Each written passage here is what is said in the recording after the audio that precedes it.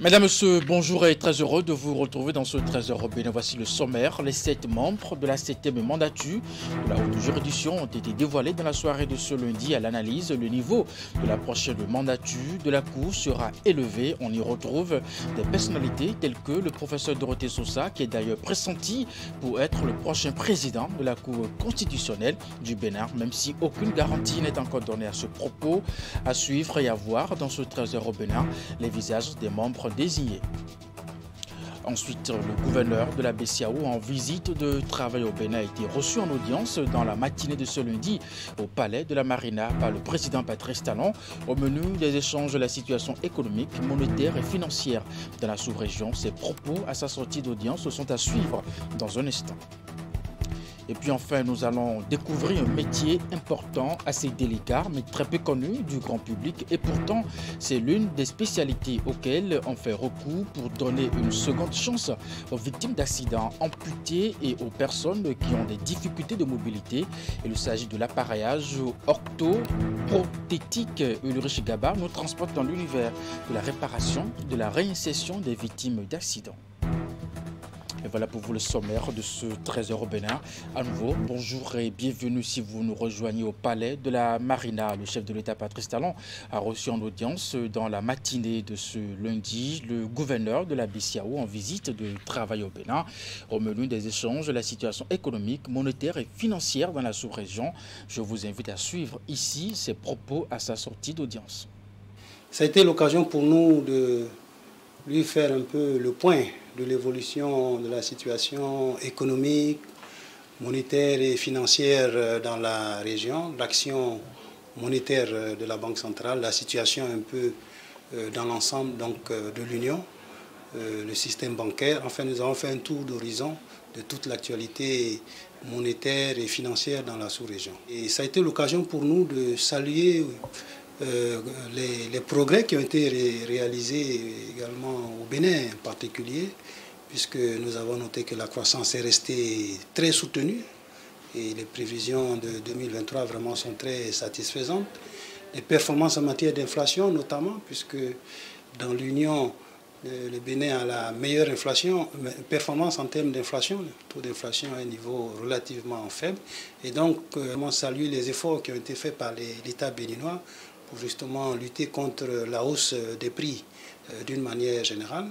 Nous avons parlé également des perspectives au niveau régional, la croissance économique dans notre union monétaire qui reste très soutenue, l'inflation qui est une préoccupation au niveau de la région mais qui est en décélération. Nous restons très attentifs au niveau de la Banque centrale à l'évolution de la situation et nos actions en matière d'intervention sur le marché monétaire justement tiennent compte de la nécessité de faire baisser progressivement le taux d'inflation vers notre cible, puisque notre cible c'est de 3%. Et donc nous pensons que nous sommes dans la bonne dynamique, mais nous restons attentifs à cette évolution.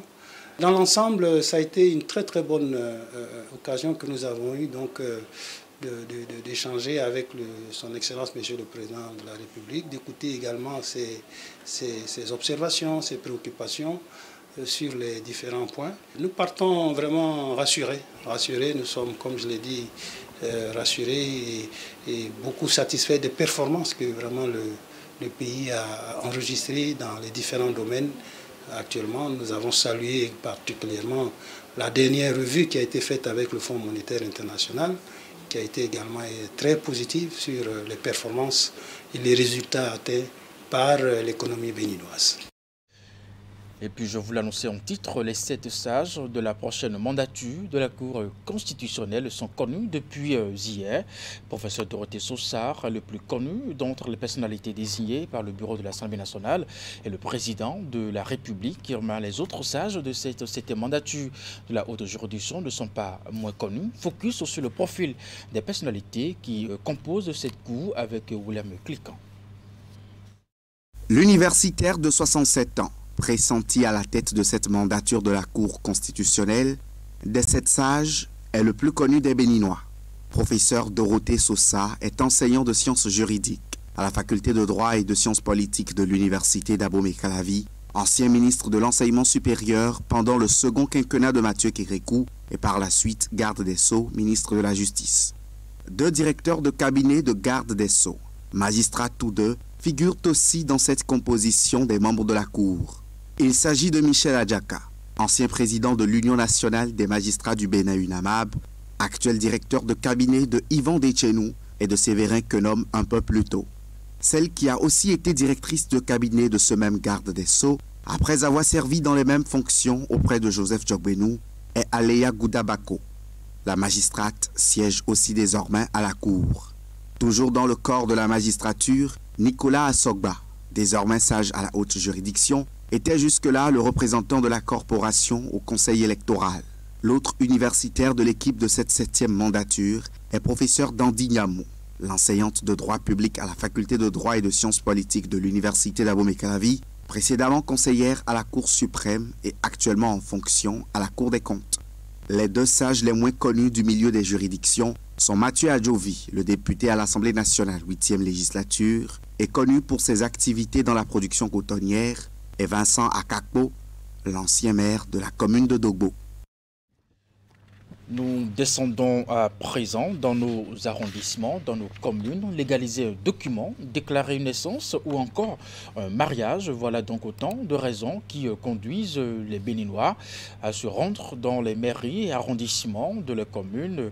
Comment se déroule la procédure et quelles sont les différentes appréciations des usagers, bien entendu, de ces lieux administratifs?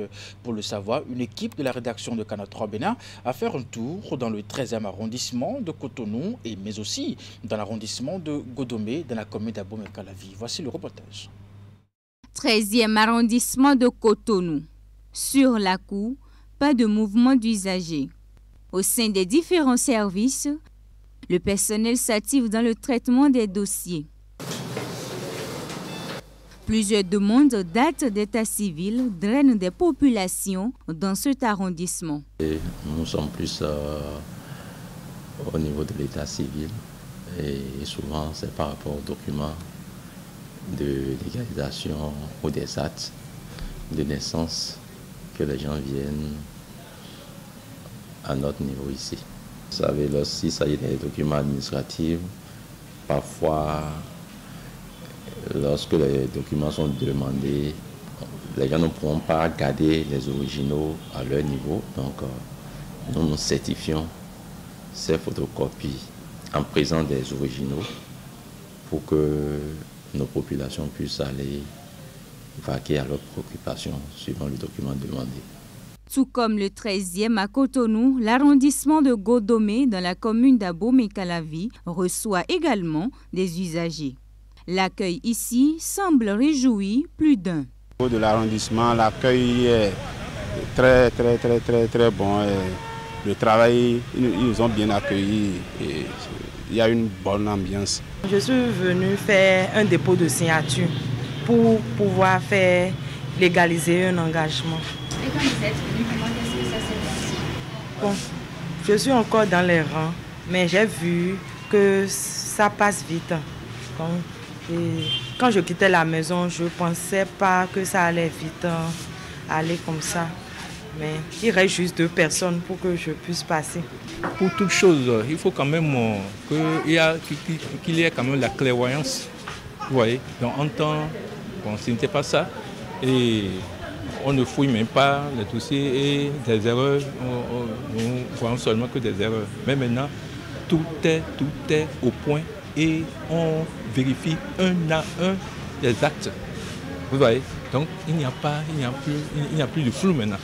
Au sein de l'arrondissement de Godomé, les services de l'Agence nationale d'identification des personnes sont les bienvenus. Malgré l'impatience des usagers, ils sont soigneusement traités par les agents. Et nous sommes accompagnés aujourd'hui par le service de l'ANIP qui arrive à délivrer les CIP, encore les actes de mariage. Nous, on fait la célébration, mais c'est l'ANIP qui délivre les actes de mariage.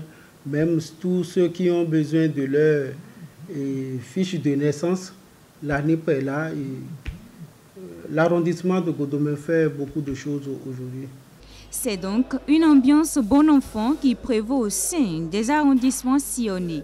Les chefs d'arrondissement appellent cependant les usagers à plus de patience. Nous parlons santé à présent. L'hypertension artérielle est une maladie encore peu connue du public, bien qu'elle fasse partie de la catégorie des tumeurs silencieuses. Nous en parlons pour vous dans ce Trésor au Bénin avec un spécialiste de la question qui nous donne ici un aperçu de ce qu'est l'hypertension artérielle. On l'écoute. La pression artérielle, d'abord, on peut considérer que c'est la force sous laquelle le sang circule dans nos artères. Et il y a des normes. Et on va parler donc d'hypertension artérielle quand cette force sous laquelle circule le sang dans l'organisme devient trop importante. Trop importante, c'est quelque chose d'important à retenir parce que trop important, ça veut dire que cette hyperpression va détériorer les artères qui sont les tuyaux dans lesquels circule le sang. Et comme ces artères-là, leur rôle, c'est d'amener les liquides et les substances nécessaires au fonctionnement des différents organes. Lorsqu'elles seront détériorées, les organes vont souffrir. Ils auront une perfusion défectueuse, insuffisante. Et ces organes donc vont commencer globalement à s'éteindre à petit feu. Maintenant, puisque c'est une question de pression, il faut donner des chiffres. La pression artérielle, il y a deux principaux chiffres qu'on donne, ce qu'on appelle la tension artérielle ou pression artérielle maximale, qui est le premier chiffre qu'on mesure et qui ne devrait pas, à l'hôpital, atteindre 140 mm de mercure. Et il y a un deuxième chiffre qu'on appelle pression artérielle minimale, qui ne devrait pas atteindre 90 mm de mercure. Donc, lorsque l'un de ces chiffres-là dépasse les limites que je viens d'annoncer, on parle d'hypertension artérielle. Ça veut dire que la première manifestation, c'est l'absence de manifestation. Dans la très grande majorité des cas, l'hypertension artérielle est muette. Elle est silencieuse. D'où l'importance des journées comme celle que nous commémorons maintenant. Mais, fort heureusement, dans certains cas quand même, il y a des manifestations qui ne sont pas des manifestations très spécifiques, mais qui sont regroupées et leur regroupement peut faire tilt, comme on dit. Il s'agit de quoi? De maux de tête. Particulièrement intéressante quand ça siège à la nuque. Les gens qui ont des maux de tête à la nuque, c'est important. Il peut y avoir des crampes associées, une fatigue inexpliquée, une sensation de voir des objets, des mouches volantes, des oreilles qui bourdonnent. Voilà un certain nombre de petits signes qui peuvent donner l'alerte. Évidemment, malheureusement, ces petits signes-là passent souvent inaperçus parce qu'on les banalise. Quand ces petits signes passent inaperçus, et on passe à l'étape des catastrophes. Catastrophe, ça peut être première manifestation, décès brutal. Ça peut être des signes qui attirent l'attention sur le cœur. Par exemple, des battements du cœur rapides, inexpliqués, désordonnés. Ça peut être un étouffement. Ça peut être une vive douleur dans la poitrine. Ça peut être aussi d'autres choses. Une paralysie, ça tout le monde sait, tout le monde parle d'AVC. Une paralysie d'un membre ou d'un côté du corps. Toutes ces manifestations échelonnées depuis le silence jusqu'aux grandes complications caractérisent l'hypertension artérielle. Quand on a fait la preuve que la personne est hypertendue, les médecins et les soignants en général connaissent les schémas thérapeutiques qui sont recommandés en fonction des terrains, c'est-à-dire en fonction des particularités de chacun. Le principe, c'est qu'il faudra deux volets de prise en charge. Un volet qui n'est pas composé de médicaments et un volet composé de médicaments ou de techniques assimilées. Le volet qui n'est pas composé de médicaments est aussi important que le reste. Malheureusement, on n'a pas tendance à insister sur ça. On parle de mesures hygiéno-diététiques. Disons que c'est les règles qui contrôlent l'alimentation et qui contrôlent nos habitudes de vie. C'est une maladie durable qu'on peut et qu'on doit dominer au quotidien. À ce prix-là, oui. Et puis avant d'aborder un autre sujet, toujours dans la santé, le spécialiste que nous avons rencontré propose ici 4 importants messages à la population afin de vaincre l'hypertension artérielle. On l'écoute à nouveau.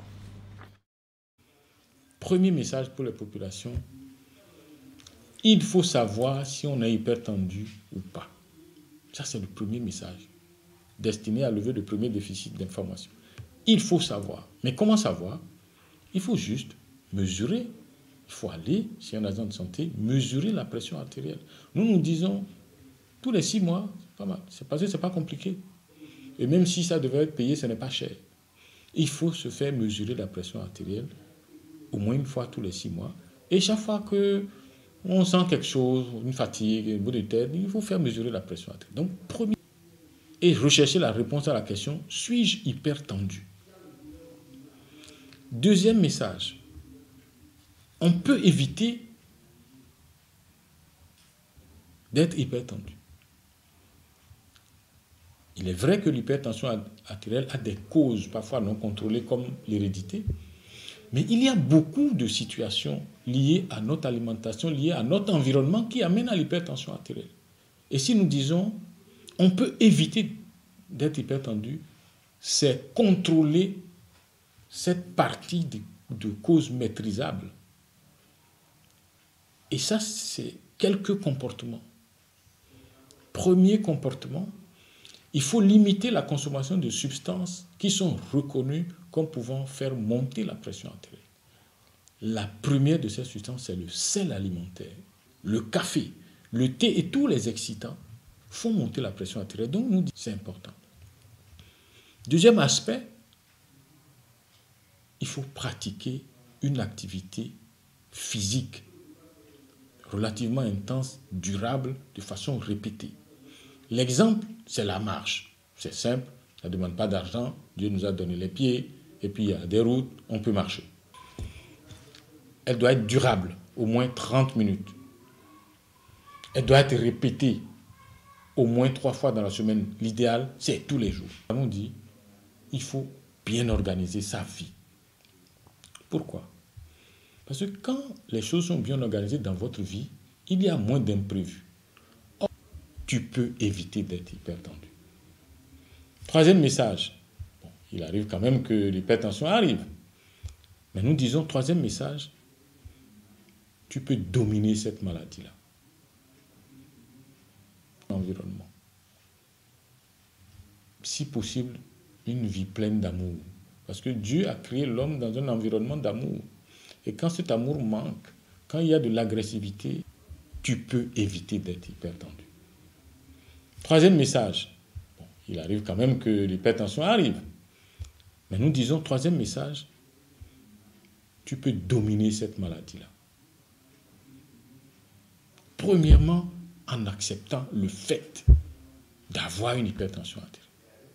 Il ne faut pas se demander pourquoi moi et ainsi de suite. Il y a des pourquoi qui n'ont pas de réponse. Le fait, est-ce qu'on a une hypertension artérielle? Donc, la première chose, si le médecin dit à quelqu'un, au terme de ma procédure diagnostique, monsieur, madame, vous êtes hypertendu, il faut qu'il accepte. Le médecin est censé expliquer clairement. S'il ne l'a pas fait, le concerné pose des questions. Il a le droit de poser des questions jusqu'à comprendre. L'hypertension artérielle, c'est quoi? Alors, quelle est ma responsabilité maintenant? Ensuite, s'engager à gérer sa maladie. C'est important. Les choses que nous faisons bien dans la vie, les choses pour lesquelles nous sommes engagés. Donc, il faut s'engager pour dire, mais les déficits dont on a parlé là, moi, ils ne viendront pas chez moi.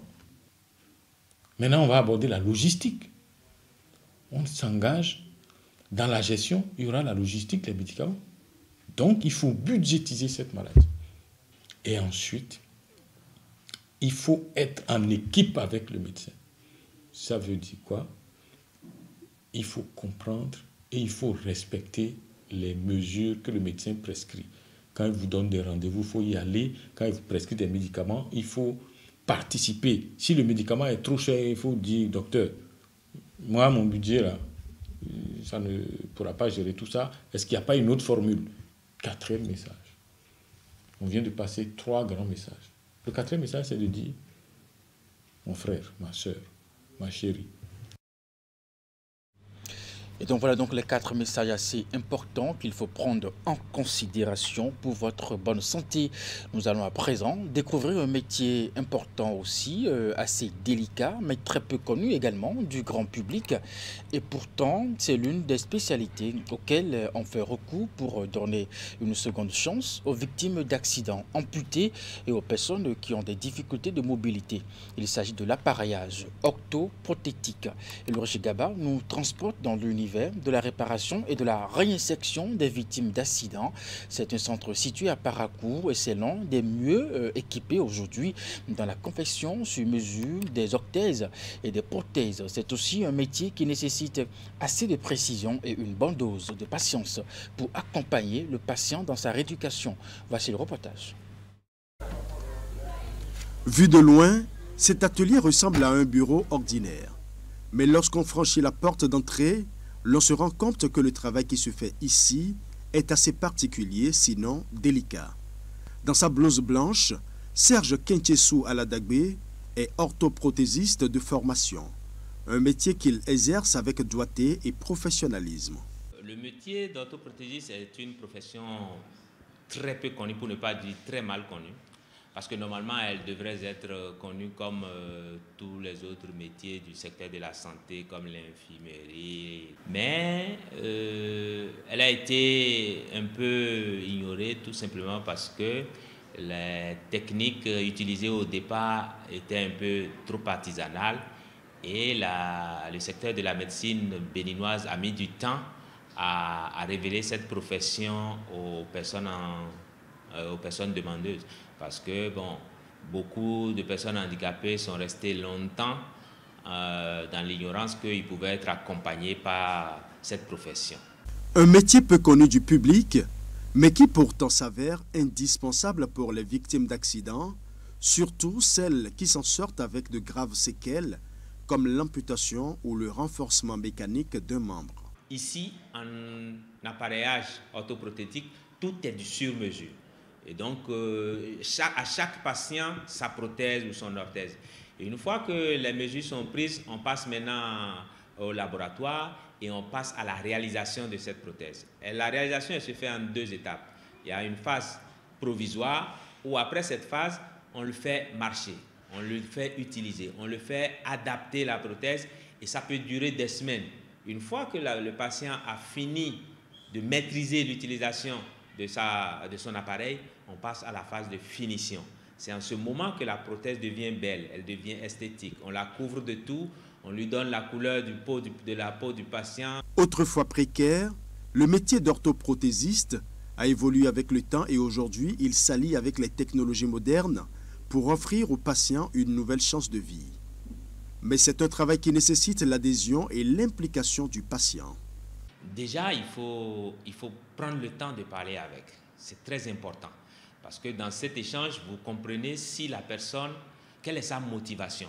Parce qu'il faut le dire, la prothèse ou bien tout le processus de la réhabilitation, elle n'est pas magique. C'est du donnant. Si le patient ne s'investit pas, le résultat ne sera jamais bon. Pour ce jeune orthoprothésiste, le véritable souci de ce métier est lié au coût élevé de la prestation, dû à l'importation de la plupart des matériels. Aujourd'hui, c'est l'un des centres les mieux équipés du Bénin, avec une imprimante 3D et plusieurs autres accessoires de dernière génération. Grâce au numérique, on est arrivé à réduire les prix de prothèses au tiers de ce que cela devrait être. Et ça, il faut le dire, ce n'est pas en diminuant la qualité, c'est en rajoutant sur la qualité. Grâce au numérique, aujourd'hui, on peut fabriquer plusieurs parties des composants d'une prothèse ici et localement. Et ça, c'est vraiment quelque chose qui fait du bien aujourd'hui pour ceux qui nous connaissent et qui viennent chez nous. Bien que très peu connu, ce métier d'orthoprothésiste a déjà aidé beaucoup de victimes d'accidents qui se voyaient diminuées et inutiles pour la société. Grâce aux orthèses et aux prothèses de qualité fabriquées sur mesure, le sourire renaît sur les visages. Un billet retour à présent. Dans la suite de ce trésor bénin, le guitariste béninois Gégé Viké est une légende assez connue dans le pays et même au-delà. Un artiste qui a chanté presque tous les problèmes de la vie. 10 ans après son décès, que peut-on retenir de l'homme? Voici un mini-magazine sur le compositeur-chanteur béninois réalisé par une équipe de la rédaction. Devant Dieu et devant les hommes, pour le meilleur aussi bien que pour le pire. C'est un morceau assez connu des Béninois. Ils partageront leurs joies et leurs peines. Cette mélodie a accompagné de milliers de mariés à accomplir leurs vœux de mariage. Combien de couples d'ici et d'ailleurs n'ont pas dansé sur le mythique morceau Vive les mariés? Et pourtant, ça fait 10 ans que la légende Gégé Viké nous a quittés. En effet, Gustavo Gbenou Viké, à l'état civil Gégé Viké, est né en 1944 à Atimé au Bénin et va passer de vie à Trépa le 15 mai 2013 à Cotonou. C'est au cours de l'année d'indépendance du Bénin que l'artiste a commencé par voir son talent en pleine éclosion. En 1969, avec son album Vive les mariés, il obtient la consécration, titre pour lequel il reçoit en 2003 le prix du Condé d'or des mains de la femme du président du Burkina Faso, Blaise Compaoré, avant de recevoir le 12 octobre 2012 l'Ordre national du Bénin au grade de commandeur. Plusieurs acteurs du monde de la culture, de la musique, des médias qui ont côtoyé l'homme ont retenu assez de lui.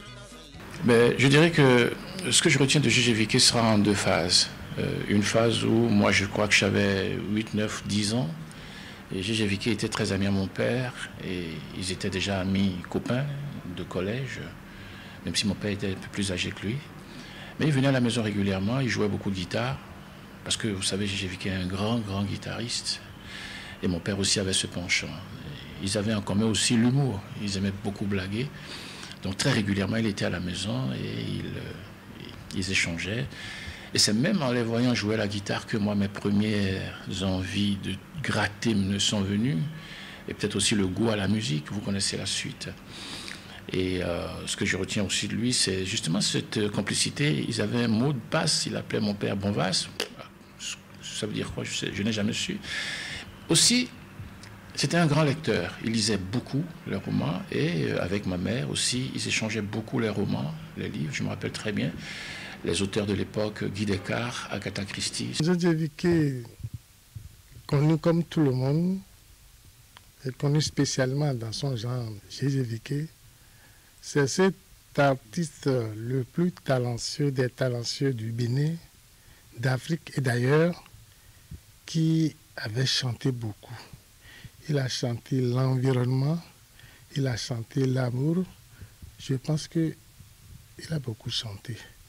Aujourd'hui, il n'est plus, mais ses œuvres continuent. 10 ans après son décès, c'est à peine qu'on se souvient de lui. Une légende oubliée, c'est le triste constat que fait Steve Fassia. Certainement, Gégé Viké a été oublié pendant tous ces moments-là, parce qu'au fond, non seulement oublié, mais délaissé. Délaissé par des gens qui devraient lui tendre la main, par des gens qui devaient lui apporter son soutien, par les collègues de la profession, par l'État lui-même, parce qu'il a servi l'État. Et c'est quand même Gégé Viké, c'est un grand nom de la musique africaine. Et j'ai eu l'impression que Gégé Viké a été oublié, a été délaissé, heureusement. Et ça, il faut rendre hommage à Jean-Luc Aplogan, qui, à un moment donné de la vie de Gégé Viké, est venu le restaurer.